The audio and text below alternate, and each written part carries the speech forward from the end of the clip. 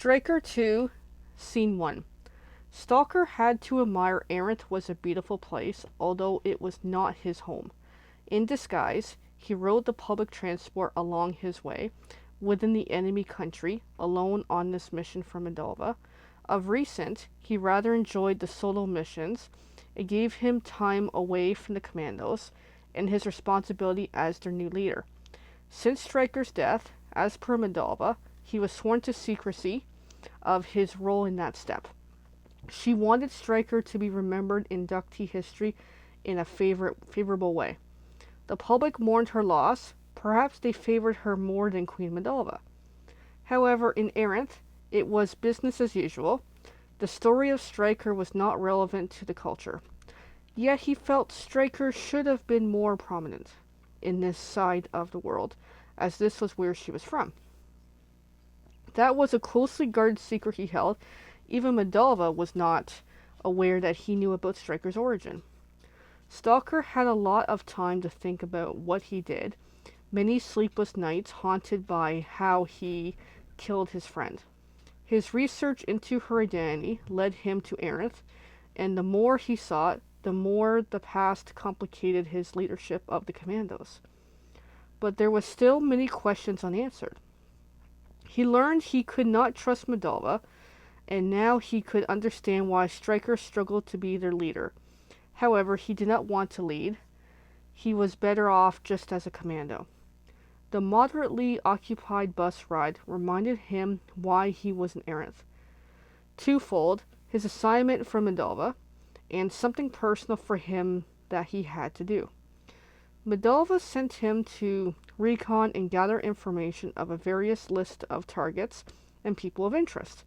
He would fulfill it, of course, in his duty to Ducty. He exited the bus in an upscale neighborhood and moved along as if he belonged, and hoped he would not attract attention to himself. According to his navigation, his destination was just a walk away.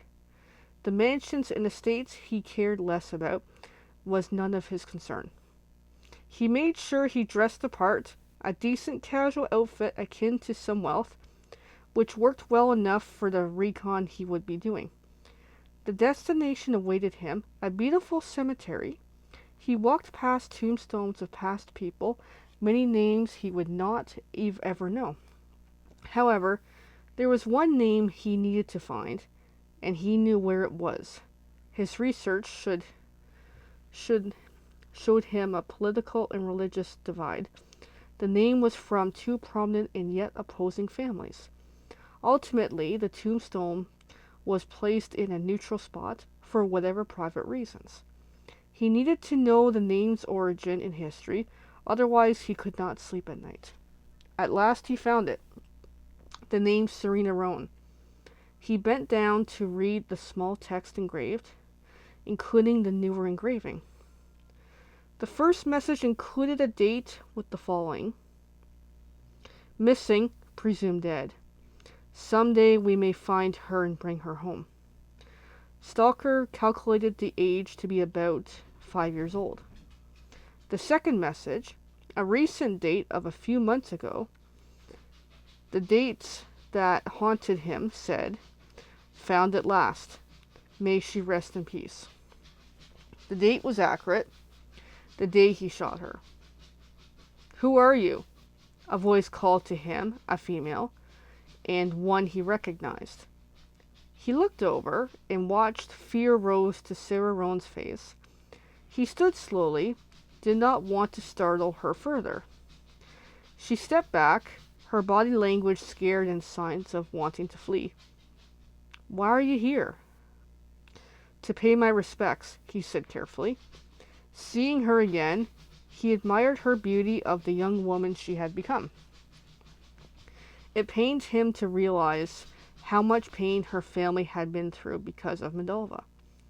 "Please leave," she said firmly, confidence slowly coming to her. He nodded. "I'm sorry for everything that has happened." He stepped away. He knew he was not welcome, and this risk might expose his mission horribly.